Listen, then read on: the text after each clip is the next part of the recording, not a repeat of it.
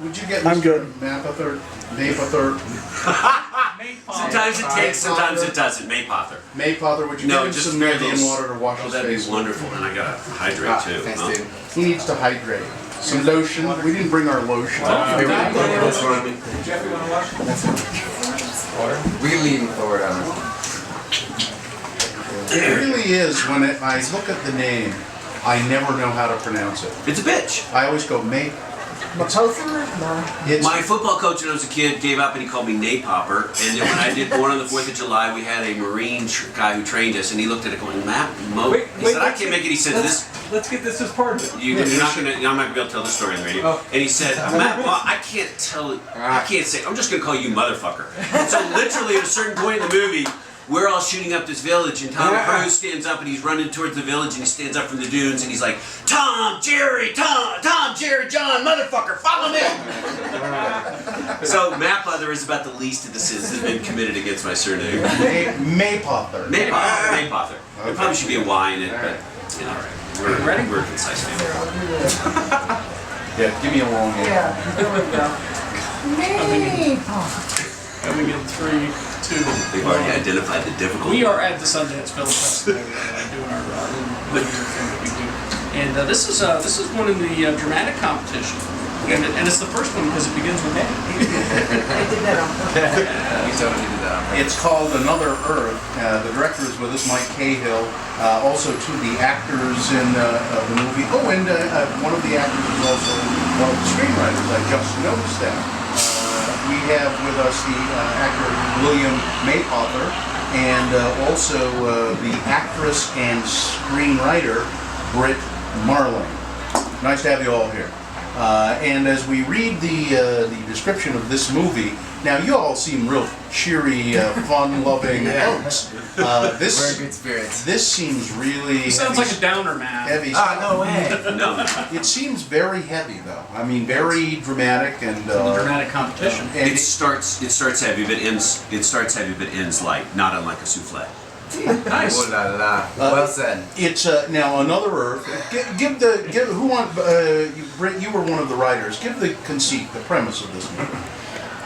Well, Another Earth is the story of a young girl and a man whose lives intersect over this tragic accident, which also happens to be the night of the discovery of a parallel universe, Another Earth. And so it's a sci-fi romantic thriller. There's a lot of things in one. See, I don't get that from here, so that's good. Yeah. Go on. Do you have anything to add to that, William? No, I think you're doing a much better job than I'd be doing. I love Gina. Just No, because we get a lot of way to these end the conversation. Keep going ends the conversation. Well, I noticed a big lull there. Oh, you do it. No, keep going. I think we tried to weave like a macro story and a micro drama together. So it's kind of a feminine, masculine braid. There's like an epic kind of action element to it, and then there's also the love story that's the micro. How does the discovery of a parallel world, a mirror world? So does that mean that all of the characters in the movie, there is a mirror image of them on the other world? I'm going to have to intercede here for a second. There are some things in the movie that, for obvious reasons, we don't want to reveal yet. Yeah, because there's some wonderful reveals, as they say, in the business. So that's a good question, but it's something that's discovered along the way. Exactly. Find out. And the titles kind of leads you down that path. Another Earth.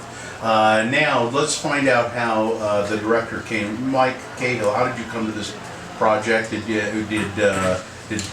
you know Britt? Did she say, I've got this great script, let's work on it? How did all that happen? Well, I've known Britt. We both went to Georgetown together years ago. I graduated. I was about 4 years older than her, and we've been very close friends ever since. And Well, I notice she helps you with your camera sometimes, I understand. does she? Yeah. On your IMDb, it says you did camera work on some of his other We films. made a documentary together back in the day, and on that we both shot. But this movie was like, I mean, Mike did everything. He held the camera, he directed the movie, he edited it. I mean, he's a tour de force of filmmaking.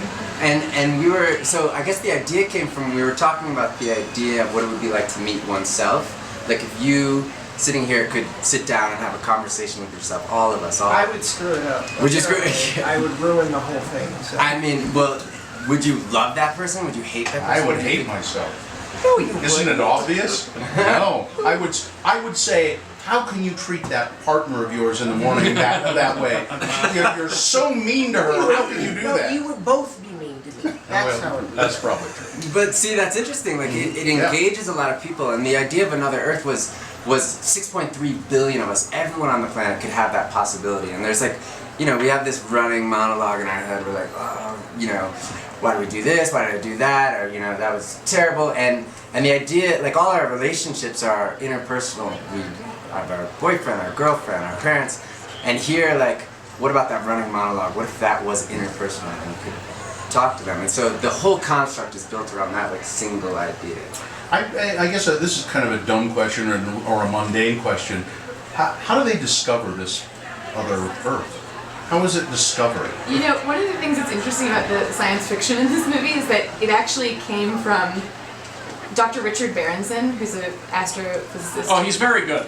Yeah, who's I prefer Neil deGrasse Tyson.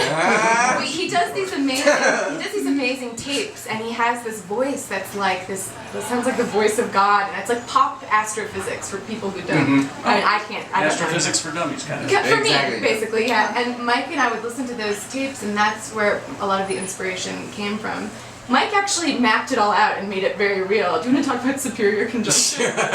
Well, so, like, for me, I actually believed that there was another Earth. That was part of it, like, getting into this process. And the idea is that there's this thing, it's kind of nerdy, but there's this thing called superior conjunction. It's when a planet is behind the sun. And every, Mercury, Venus, Mars, all these planets there's a period during their orbit which they are obscured by the sun, and we have no idea that they exist. Are they still there?